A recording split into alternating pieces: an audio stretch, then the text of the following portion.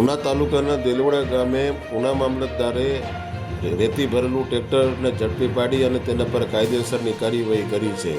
પ્રાપ્ત માહિતી અનુસાર ઉના તાલુકાના દેલવડા, નવા બંદર, રાજપરા, સિમર જેવા વિસ્તારોમાં દરિયાઈ પટ્ટી આવેલી છે, જેને ખનીજ માફિયાઓ બેફામ ખનીજ ચોરી અને રેતી ચોરી કરી અને વારંવાર વેચી મારતા હોય છે. ત્યારે ઉના મામલતદારને એક ખાનગી રૂપે બાતમી મળી હતી કે દેલવડા ગામે રેતી ભરેલું ટ્રેક્ટર આવી રહ્યું છે. બાતમી મળતા તે ટ્રેક્ટર રોકાવતા તેના પાસે કોઈ દસ્તાવેજ કે કાગળ ન મળતા દરિયાઈ પટ્ટીમાંથી રેતી ભરેલું ટ્રેક્ટર ફરી 4 લાખથી વધુનો મુદ્દામાલ કબજે કરી અને કાયદેસરની કાર્યવાહી મામલતદારે કરી છે. જ્યારે ઉના તાલુકાના દરેક સમાચાર તથા લોકલ સમાચાર જોવા માટે અમારી ઉના ન્યૂઝ ચેનલ સબસ્ક્રાઈબ કરો.